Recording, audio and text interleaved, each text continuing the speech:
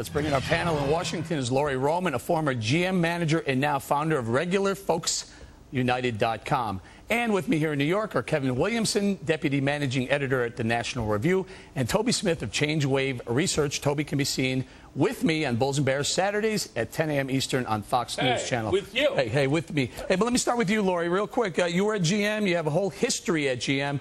Now, you heard Glenn ask Fritz Henderson about the unions, and Fritz came out and said, look, the unions are more a part of the solution than the problem. Would you agree with that or disagree with that?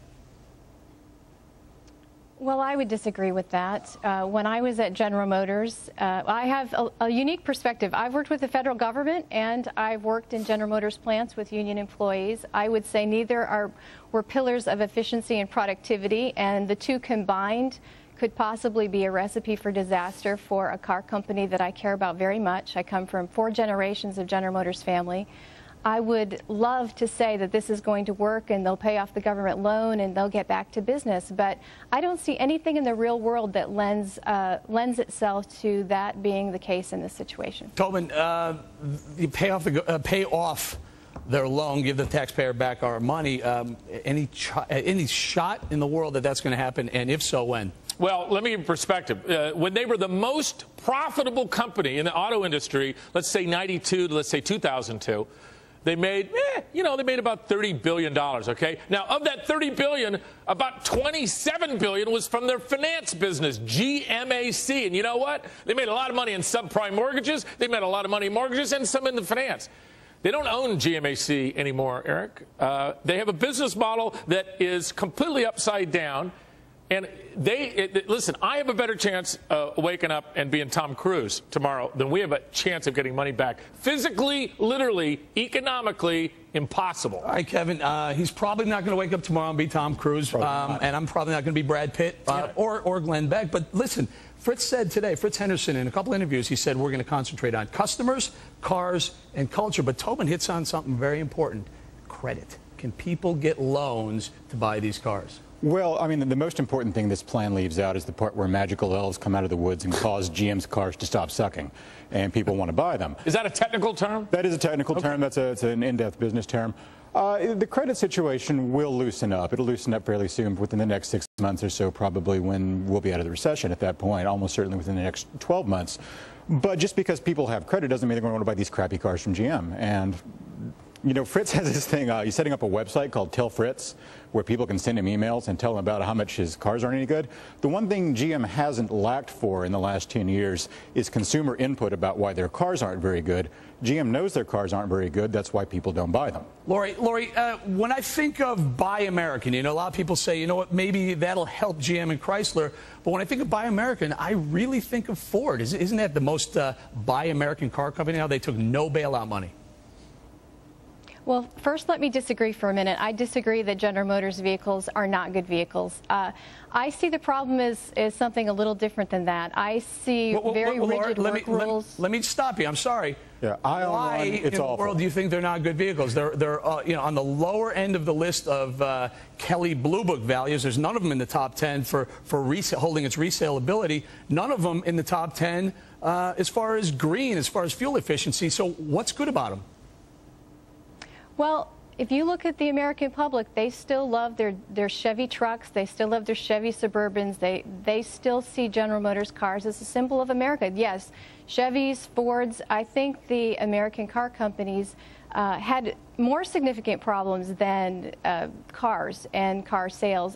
I'm not discounting car sales, but rigid work rules. And if you look at what Fritz Henderson said recently, yesterday and today, they're going to start working on culture. I hope so, because when I was a General Motors manager, there was a culture that bred complete lack of productivity, complete inefficiency, and I haven't heard people talk about that. Right. But if you don't change that culture that says you can work 5 hours a day for 8 hours pay, and that General Motors cars take 32 hours to build and Toyota cars take 29 hours to build, they'll never be competitive, and that's at the root cause of the problem. All right, let's turn the discussion a little bit.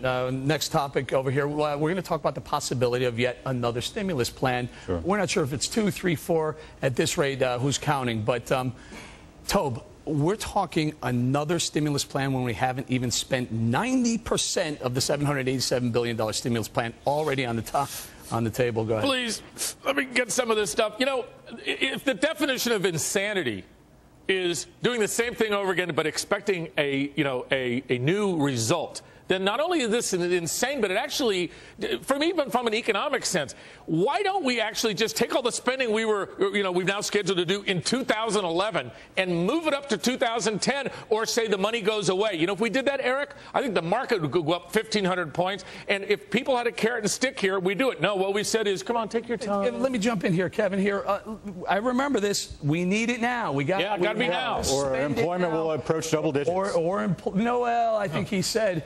Will approach 8.5%, is what he originally said, Obama. But here's the issue.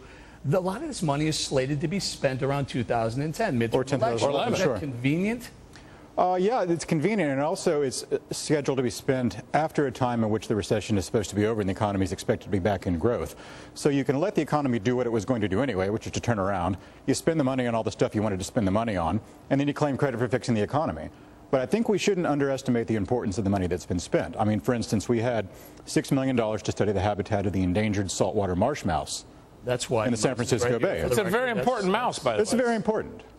I mean, where would the world be without these programs? Go ahead, Lori. What about it? What about the timing of the money being spent? I mean, really, I remember this package being really forced down our throats, saying we need the money spent right now, and then here we are with, I don't know, $750 billion waiting to go.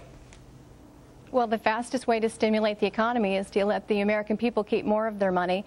You could immediately do tax cuts that would send money out into the system a lot faster than programs where the government wastes money on. Ask the taxpayers, do they want to spend money? Do they want to give their hard-earned money that their family funds to $3 million turtle crossings, bike paths to nowhere?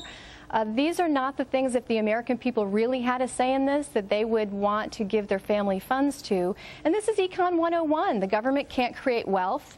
It can only give what it is first taken away. And in this case, it's particularly awful because it's taking the money away from our children and our grandchildren to fund money and projects that most often goes to political cronies and groups of people that can help them get reelected. All right, guys, hang in here for a minute. We have a Fox News alert. President